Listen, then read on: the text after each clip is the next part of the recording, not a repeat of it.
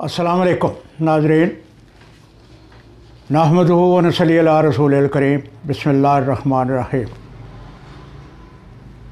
आज हमारा मौजू है डीएनए टेस्ट। डीएनए टेस्ट कब और क्यों ज़रूरी हो जाता है। डीएनए टेस्ट उस वक्त ज़रूरी हो जाता है जब किसी भी बच्चे के वल्दियत मशकूक हो जाए, यानी कि वालिद वो शक करता है कि ये उसकी औलाद है या नहीं,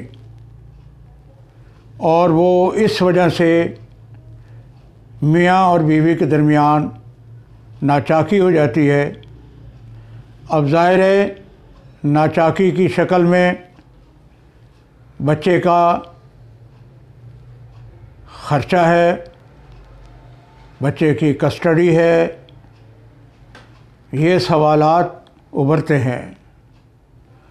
और वो वालिद जो ये कहे कि उसका ये बच्चा है या नहीं, तो यकीनन उस वक़्त डीएनए की अहमियत बढ़ जाती है।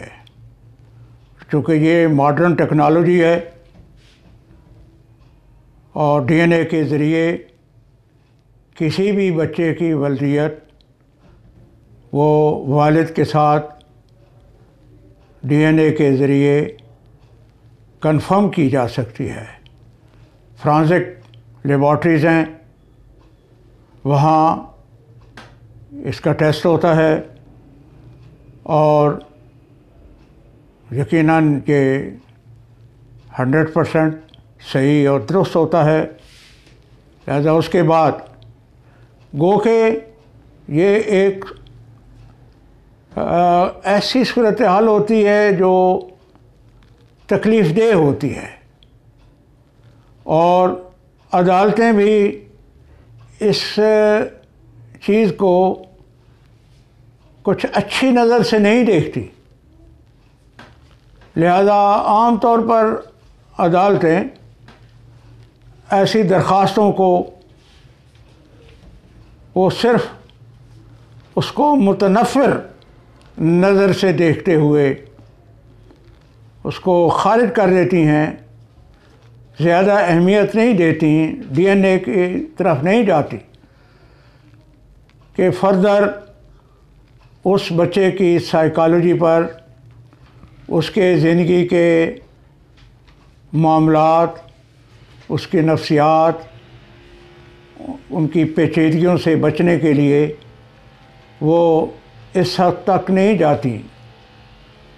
लेकिन लाहौर हाई कोर्ट ने होल्ड किया है कि ऐसा ही एक केस कि बच्चे की कस्टडी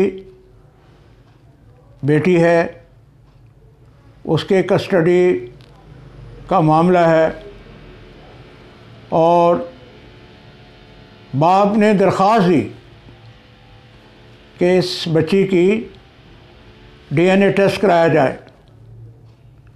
वो दरख्वास्त तो खारिज कर दी कोर्ट ने, नीचे गार्डियन कोर्ट ने, लेकिन कस्टडी नहीं दी इस बिना पर कि जब बाप उसको तस्लीम ही नहीं कर रहा तो उसको कस्टडी देना मुनासिब नहीं है। उसके बाद बाकी उसकी मेंटेनेंस वो डिक्री हो गई, बाकी मामला सारे डिक्री हो गए। तो वालिद ने हाई कोर्ट में रिट की और हाई कोर्ट ने होल्ड किया कि जब ये सूरत हाल है तो कोर्ट को चाहिए था कि वो डीएनए टेस्ट करवाती,